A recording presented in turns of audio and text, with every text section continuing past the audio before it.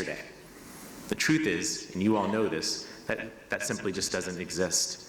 This problem demands a multifaceted strategy. It requires us to delve deeply into the root causes of this problem, provide the services that are needed, and to treat individuals as they are. And it's because of this extreme complexity that I observe that many choose not to get into this fight. They choose not to try and address this issue. And yet, you all are here.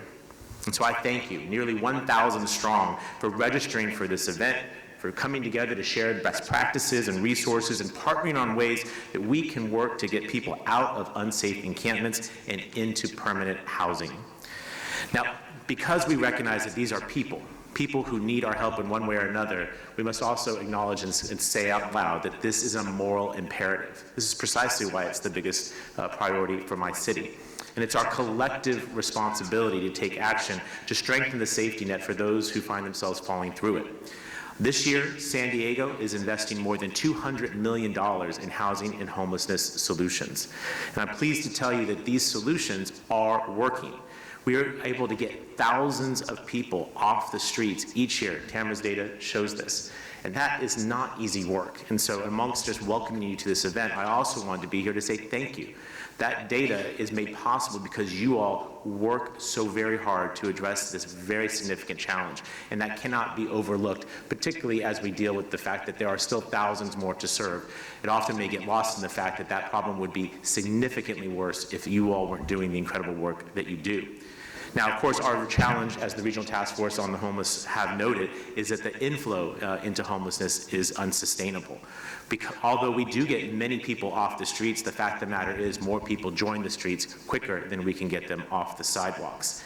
And the causes of this fact are very complex and often outside of our control at the local and regional level. But I'm here to say that that is not an excuse not to take action.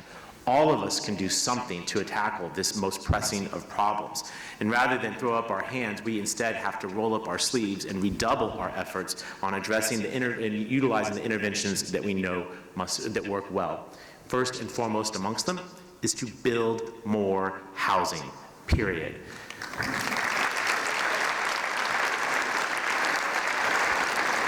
I know there's some neighborhoods that don't like it when the mayor says that, but they don't like it because I believe every neighborhood has to be a part of the solution.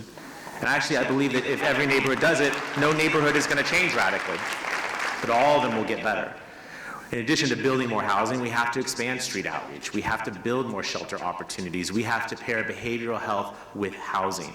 And we must increasingly turn our attention towards prevention. The City of San Diego is leading our region and the state of California on initiatives that address homelessness. We've expanded shelter capacity in the City of San Diego by roughly 70%, and we're looking to do more. We've added to our safe parking program, and we're looking to add even more. We've opened 2 new safe sleeping sites with more than 500 city-owned tents that fully provide a full array of services. Shout out to Dreams for Change and the Downtown San Diego Partnership for moving into action quickly to get that program up in just a matter of weeks. It is phenomenal, it's operating well, and it is saving lives each and every night. And we've leaned in on mental health reform, acknowledging that far too many of the folks who are on our streets are suffering from severe addiction and mental illness. We've championed some of the biggest reforms to California's conservatorship laws in over 60 years. And we are strongly supporting Governor Newsom's bond measure to create thousands of badly needed treatment beds that will be on your March ballot, and I ask you to vote yes on Proposition 1. And I'm proud that San Diego is one of the first 7 cities throughout the state to be designated by the state of California as a pro-housing city. It's nice to have the talking point, but you've got to do the work and actually get that validated by a third party. That is what our city has done, and I'm very, very proud of that. We are doing everything we possibly can to speed up and increase housing production. This includes bringing forward 2 housing action packages that contain nearly 20 unique policy reforms that are intended to make it easier, quicker, and cheaper to build more affordable housing for San Diegans. We are updating our neighborhood community plans to dramatically increase housing capacity and investing city funds directly into affordable housing projects, 16 of them so far in areas all across our city, to create thousands of new units with hundreds of them dedicated to the formerly homeless. This program is called Bridge to Home. We made our 3rd funding round announcement last week, and I ask you to keep an eye on this program. That's how we build the housing that people in shelters can leave and move into and feel the permanence of getting off the streets for good. Beyond that, we've passed a tenant protection ordinance that goes beyond what the state minimums are to make sure that folks who are experiencing no-fault evictions are less likely to end up on our sidewalks. And San Diego is leading on all of these efforts, from housing production to homeless services to tenant protections and prevention efforts. But the fact of the matter is that all cities must lead. Rebecca mentioned there are 18 cities in the county of San Diego. I told you what my city is doing. Ask the other 17 mayors what they are doing and how they can be a part of the solution, because the city of San Diego does not have 10,000 homeless people. Our county has 10,000 homeless people, and they're in every city in this county. Don't let Coronado tell you any different. There are homeless people that are out there. They just drive them across the bridge and drop them off in my city, and that is not acceptable. Everything I mentioned to you that my city is doing, those other cities can do, and I hope that all of you will press those other cities and mayors and councils to do their part to take on this challenge. While they may be looking at whether or not they want to participate, I want to let you know I will not take my foot off the gas. I will continue to push in whatever way possible, taking old city parking lots and turning them to safe sleeping sites, taking our old central library and turning it into a shelter for homeless women, making sure that we pass policies that actually get people off the streets. And I keep saying I and me, but the fact of the matter is, it is we. You're going to hear later today from our city's chief operating officer, our #1 employee at the city of San Diego, Eric Dargan. He'll be joined by Sarah Jarman, who is our city's director of homeless strategies and solutions. These two superstars that you'll get to hear from later this morning will tell you more about how we are trying to drive change. And we share it in part to ask for your partnership. We need more folks at the table to help us to do this work, but we also share it to make sure that other cities, not just in the county of San Diego, can help be a part of this solution. So I want to end here, where I'm proud of what Eric and Sarah will tell you about, but I want you to hear from me directly. I'm proud of what you all are doing. I'm grateful for the work that you do. I recognize that your work calls upon you to work 24/7, 365. Every time I have someone ask me, why does it cost so much to run a shelter? I'm like, this ain't a 9-to-5 endeavor, Monday through Friday. This is a 365, yes, on Christmas, yes, on Thanksgiving. You don't ever know who's going to come through that door and what challenges they'll present. But the fact that you are open to be a part of the solution, the fact that you are willing to work nights, weekends, holidays, to care for the most vulnerable amongst us, you need to hear from your mayor that I see you, I appreciate you, I thank you, and most of all, I respect you. I would know that this problem would be so much worse without all of your involvement, and most importantly, I know this problem can be solved because of your good work, hard work, and talent. So thank you from the bottom of my heart for what you do. I hope that this convening will give you some more ideas on how we can address this issue. And above all, I hope that we can continue to come together to solve this most urgent of challenges. We are America's finest city, but we can't lay claim to that name if we have 5,000 people sleeping on our streets. We are a city, state, and nation that is too wealthy to be able to have thousands of people living outdoors. We can do better. Because of all of you, I believe we will. Thank you all very, very much.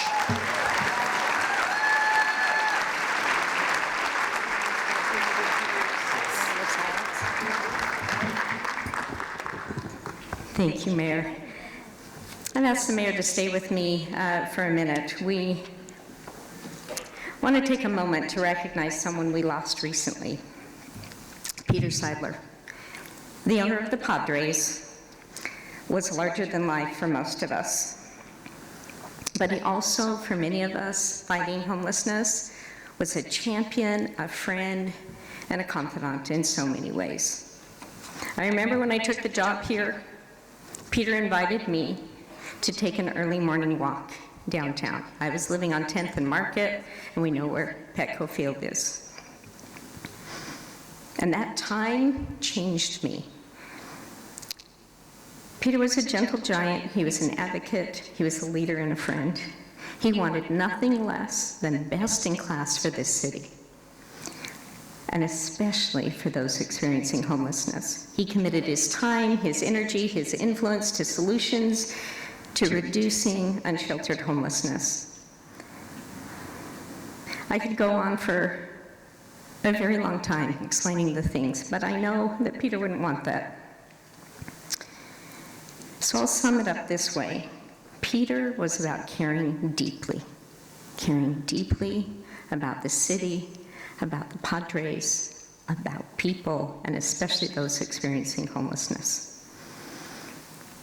That kind of champion is irreplaceable, and he will be deeply missed by so many of us. So with that, I've asked the mayor to join me, and we would like to have a moment of silence to recognize Peter.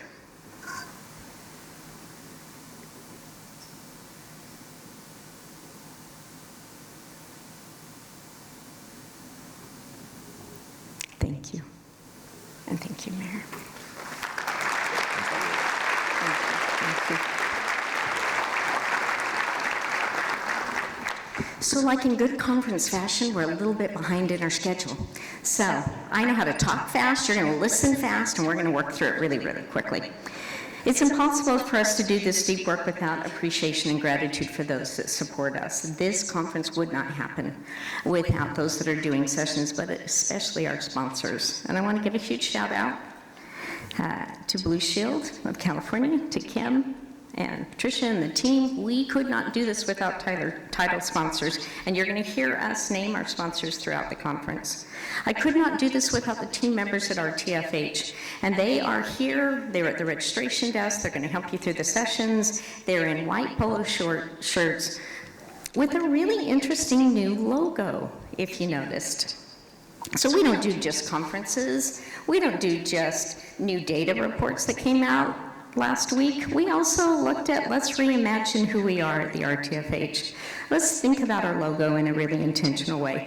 Our board asked us to take some time and to work diligently to reconsider our branding and how it best represents who we are and what we do. So after months of hard work, and we're thrilled to reveal a new logo. You know, putting logos together is an interesting process. You're trying to find something that represents the work that you do in your organization. And I will tell you, if you don't know what the Regional Task Force on Homelessness does, you are not alone. Most people don't know either. They do not know that we are a nonprofit. They think that we're in government because we do specific work. But most of you know us as RTFH. And the name of a task force sounds very governmentally as well. Now that is our legal name, but we have really leaned into so much work around the continuum of care and around leading in this space.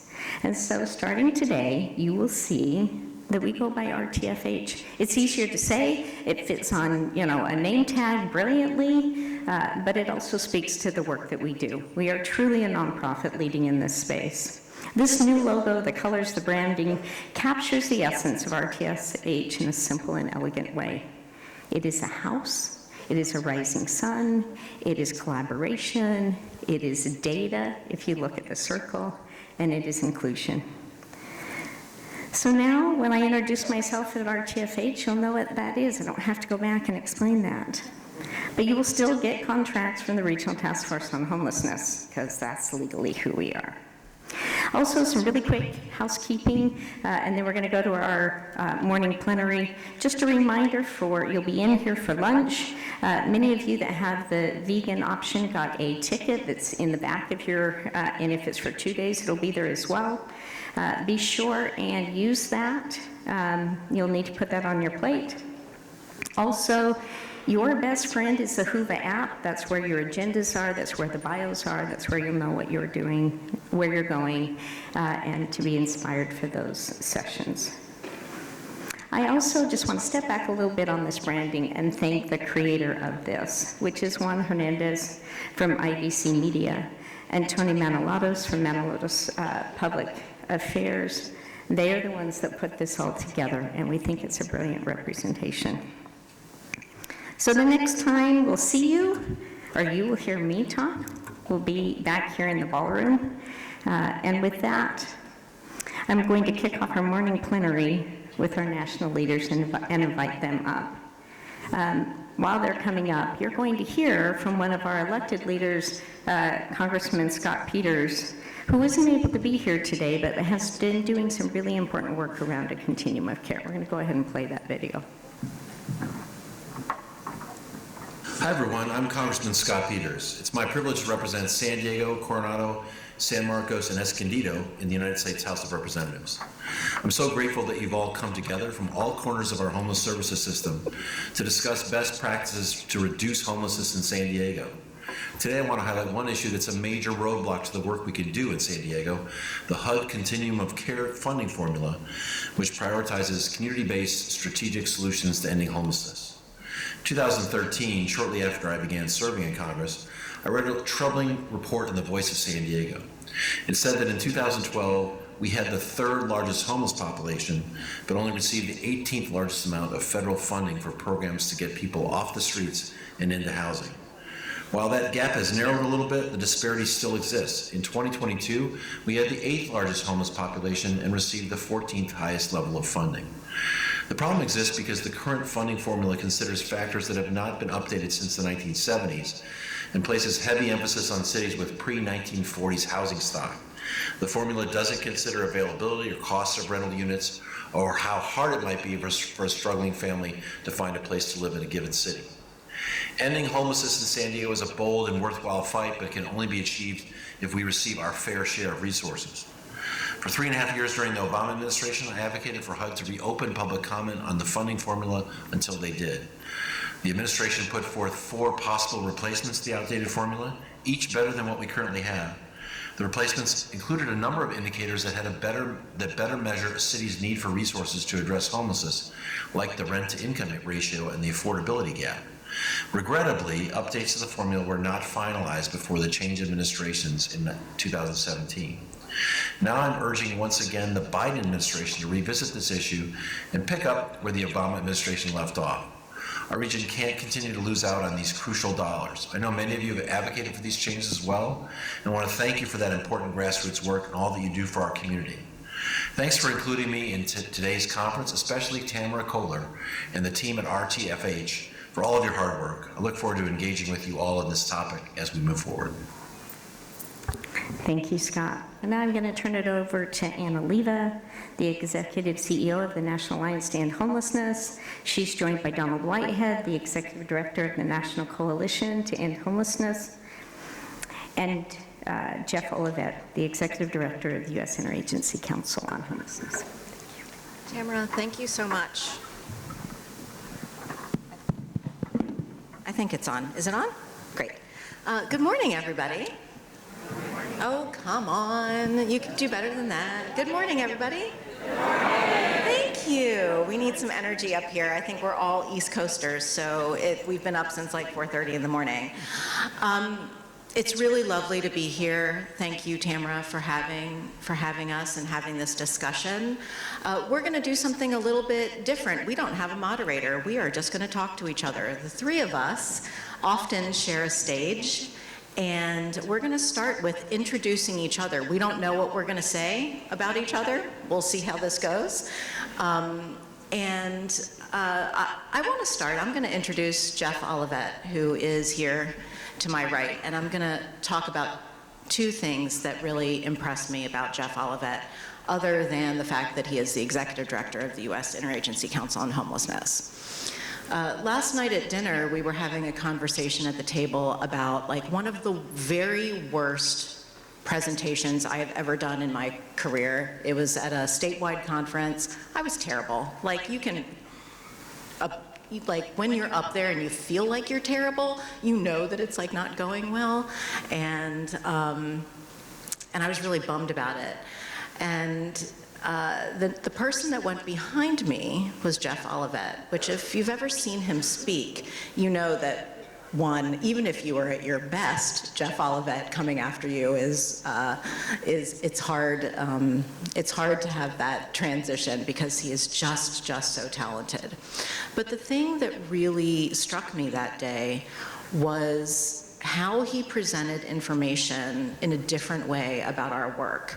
And it stuck with me since then. He talked about the history of homelessness and how we ended up in the place where we are right now in a way that was really accessible to the audience. And he also talked about race in a way that we had not been doing for many years. I've been in this work for 30 years, and that has stuck with me as well. So on the professional side, I'm always pleased to be sitting next to Jeff because of the way he thinks about this work and the integrity he brings to this work.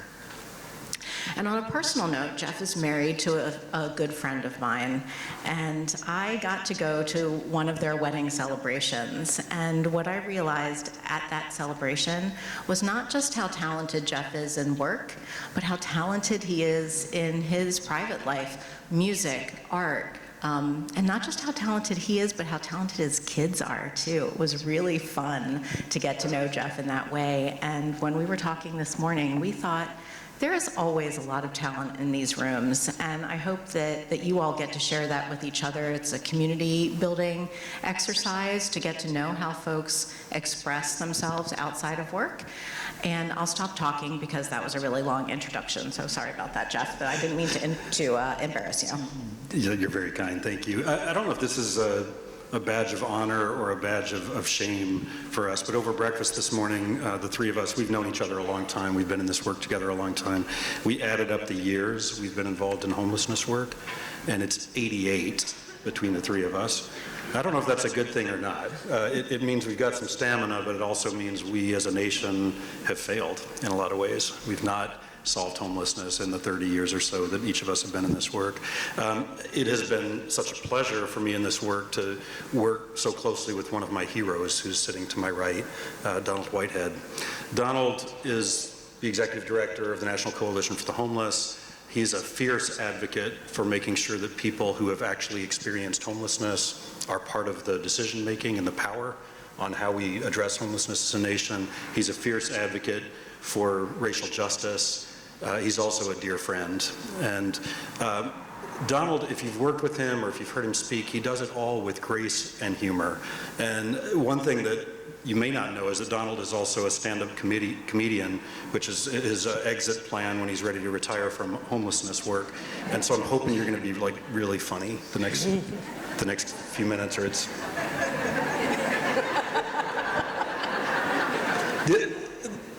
The thing that struck me, though, I've been friends with Donald for a long time. We've worked very closely together. In the early days of the pandemic, Donald took on, and this is a guy who's been in the halls of Congress for decades, making change, meeting with presidents, shaping national policy, running national organizations. He got back down in the local work in a way that people rarely do once they've gotten into kind of positions with big titles behind them and that sort of thing. And he was running the outreach program for Prince George's County in Maryland, outside of DC. And his staff was like dropping like flies with COVID, right? Like a lot of people were, right? In your programs, you're coming to work every day, people are out sick, you're continuing the work. And Donald got back involved in the direct service work, driving vans with people who were positive for COVID around to safe non-congregate shelters.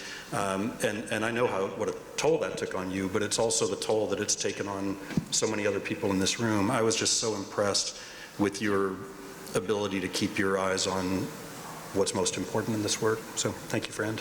Thank you. So I get the chance to try to follow both of these amazing people who are both my heroes, by the way. And as has been said, we have all been working on this issue for quite a long time. Anne, who I'm about to introduce, actually started as an AmeriCorps volunteer, I believe, and did that work for a period of time, but has worked in the District of Columbia, which may be one of the most challenging places to work on this issue, both because there's a lot of resources, but if you know anything about Washington, there's a lot of bureaucracy as well, and to wade through that bureaucracy and make an impact is a formidable task. And so Anne did that with grace, and then landed at the U.S. Department of Housing and Urban Development. And the unique thing about Anne is that she took her advocacy to the federal government. And not everyone in government stays an advocate. Some people are enamored by the position and they become very bureaucratic themselves. That isn't what happened with Anne. She was still an advocate. She still helped those in the community doing advocacy work with incredible information that she would share, anonymously, of course, and would absolutely really help us as we try to really combat this very complicated issue. So I was always impressed by that. I was also impressed that she told me this morning that into her 40s, she learned and took classes on dancing and became a competitive ballroom dancer. And also, do not challenge her in a tango. You will be defeated. But I think what really always gives me this warm feeling of admiration about Ann is that just a couple of years ago, she came into the leadership of the National Alliance to End Homelessness.